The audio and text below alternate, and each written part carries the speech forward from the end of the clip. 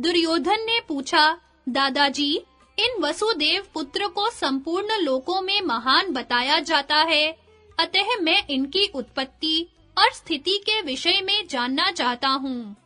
भीष्म जी बोले, भरत श्रेष्ठ, वसुदेव नंदन निसंदेह महान है। ये सब देवताओं के भी देवता हैं। कमल नयन श्री कृष्ण से बड़ा और कोई भी नहीं है। मार्कंडेय जी इनके विषय में बड़ी अद्भुत बातें कहते हैं। ये सर्वभूतमय और पुरुषोत्तम है। सर्ग के आरंभ में इन्होंने संपूर्ण देवता और ऋषियों को रचा था तथा ये ही सबकी उत्पत्ति और प्रलय के स्थान हैं। ये स्वयं धर्म स्वरूप तथा धर्मज्ञ, वरदायक और संपूर्ण कामनाओं की पूर्ति करने वाले हैं। ये ही कर्ता, कार्य, आदि देव और स्वयं प्रभु हैं। भूत, भविष्यत और वर्तमान की भी इन्होंने ही कल्पना की है तथा इन्होंने ही दोनों संध्याओं, दिशाओं, आकाश और नियमों को रचा है। अधिक क्या, ये अविनाशी प्रभु ही संपूर्ण जगत की रचना करने वाले हैं। इन परम तेजस्वी प्रभु को केवल ध्यान योग से ही जाना जा सकता है। ये श्री हरि ही वराह, नरसिंह और भगवान त्रिविक्रम हैं। ये ही समस्त प्राणियों के माता-पिता हैं। इन श्री कमल नयन भगवान से बढ़कर कोई दूसरा तत्व न कभी था और न कभी होगा ही। इन्होंने अपने मुख से ब्राह्मणों को, भुजाओं से क्षत्रियों को, जंघाओं से वैश्यों को और पैरों से शूद्रों को उत्पन्न किया है। ये ही संपूर्ण भूतों के आश्रय है। जो पुरुष पूर्णिमा और अमावस्या के दिन इनका पूजन करता है, वह परम पद प्राप्त करता है।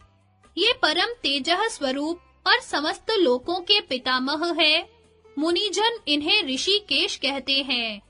ये ही सबके सच्चे आचार्य, पिता और गुरु हैं। जिस पर ये प्रसन्न है, उसने मानो सभी अक्षय लोक जीत लिए हैं।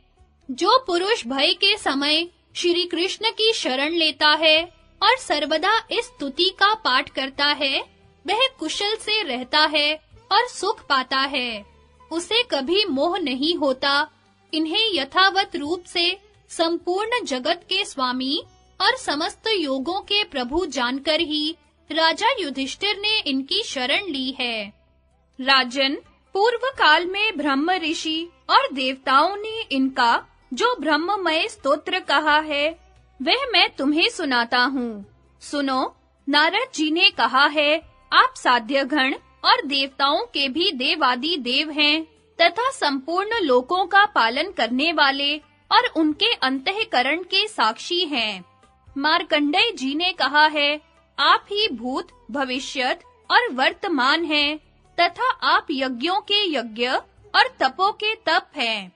भृगु जी कहते हैं, आप देवों के देव हैं तथा भगवान विष्णु का जो पुरातन परम रूप है, वह भी आप ही हैं। महर्षि द्वैपायन का कथन है, आप वसुओं में वासुदेव, इंद्र को भी स्थापित करने वाले और देवताओं के परम देव हैं।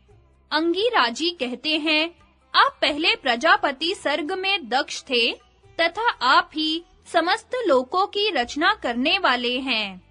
देवल मुनि कहते हैं, अव्यक्त आपके शरीर से हुआ है, व्यक्त आपके मन में स्थित है तथा सब देवता भी आपसे ही उत्पन्न हुए हैं। असित मुनि का कथन है, आपके सिर से स्वर्ग लोक व्याप्त है और भुजाओं से पृथ्वी तथा आपके उदर में तीनों लोक हैं। आप सनातन पुरुष हैं। तपः शुद्ध महात्मा लोग आपको ऐसे ही समझते हैं तथा आत्मतृप्त ऋषियों की दृष्टि में भी आप सर्वोत्कृष्ट सत्य हैं।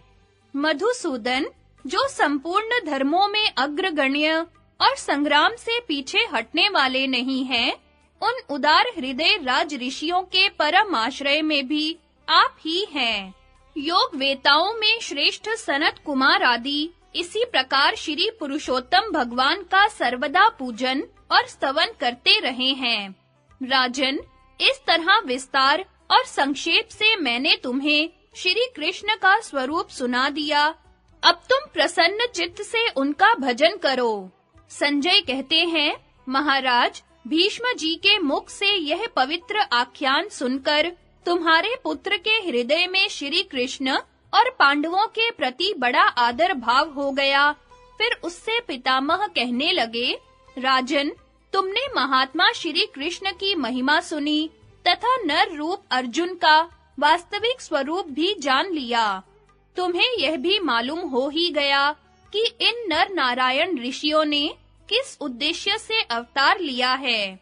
ये युद्ध में अजेय और अवध्य हैं तथा पांडव लोग भी युद्ध में किसी के द्वारा मारे नहीं जा सकते, क्योंकि श्री कृष्ण का इन पर बड़ा सुदृढ़ अनुराग है। इसीलिए मेरा तो यही कहना है कि तुम्हें पांडवों के साथ संधि कर लेनी चाहिए। ऐसा करके तुम आनंद से अपने भाइयों के सहित राज्य भोगो, नहीं तो इन नर नारायण भगवान की अवज्ञा करके तुम जीवित नहीं रह सकोगे।